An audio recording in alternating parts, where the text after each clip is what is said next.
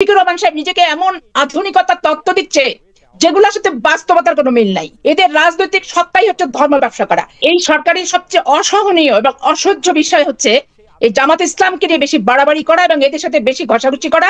আমি আওয়ামী লীগের অবৈধ ভাবে ক্ষমতায়নকে যেমন অপছন্দ করেছি এবং আন্দোলন করেছি, আবার এদিকে ধরেন যে ভোটের অধিকার হরণের জন্য আওয়ামী লীগের গুণখুমের বিরুদ্ধে যেমন আমি আন্দোলন করেছি, জামাত ইসলামের একটা ধর্ম ব্যবসায়ী ধর্মকে পুঁজি করে সাধারণ মানুষকে ধোঁকা দিয়ে এবং তাদের দাঁড়িপাল্লায় ভোট দিলে জান্নাতুল ফেরদৌস বরাদ্দ দেওয়া হবে, এই সমস্ত মিথ্যাচার করে তারা বিভিন্ন জায়গায় মহিলাদেরকে পাঠায় এবং নিজেরা যে এই সমস্ত প্রচার প্রচারণা চালিয়ে ধর্মভীরু মানুষকে বিভ্রান্ত করে রাজনৈতিক ফায়দা হাসিলের অপচেষ্টাকারী এই জামাত ইসলামকে ঠিক তেমনি ভাবে আমি অপছন্দ করি।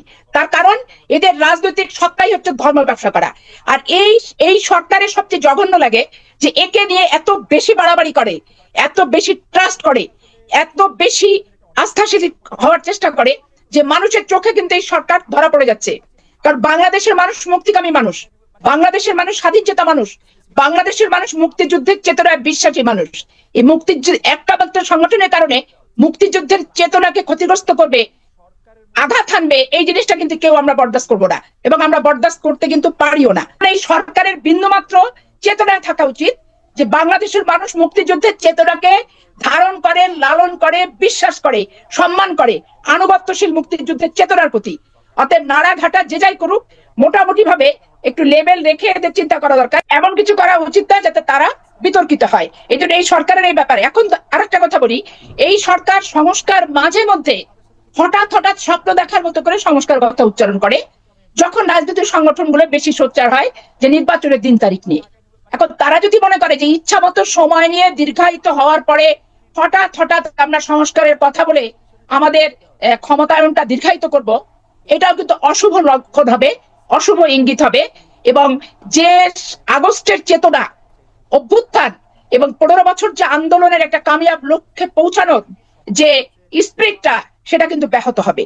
এরা যখন ক্ষমতার বিপক্ষে থেকে ক্ষমতাসীনদের নিয়ে এরা সমালোচনা করেছে, আজকে এরা বাজার দর নিয়ন্ত্রণ করতে ব্যর্থ, মানুষ মেনে নিচ্ছে দাঁতে দাঁত চেপে যে হচ্ছে ঠিক আছে একটা অবৈধ শাসককে সরিয়ে এসছে, একটু সময় দিই।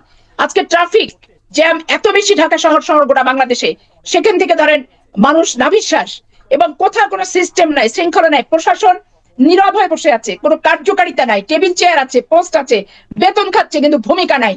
কারণ প্রশাসনে এত অবৈধ শাসনের ক্ষমতা প্রয়োগ করে অভ্যস্ত হয়ে গেছে যে তারা বৈধ শাসনের কথা, কি করা উচিত, দায়িত্ব এবং কর্তব্য বোধটাও কিন্তু তারা ভুলে গেছে। এমত অবস্থা ইনারা যদি মনে করেন দল গঠন করব, ক্ষমতায় বসে থাকবো, থেকে একটা পাতানো নির্বাচন দিব, বাংলাদেশের মানুষ কখনোই কোনো এই অবৈধ এবং এই টাইপের মানসিকতা সম্পন্ন সংগঠন ব্যক্তি এদেরকে মেনে নেয়নি, সমর্থন দেয়নি, মানবে না, মানতে পারে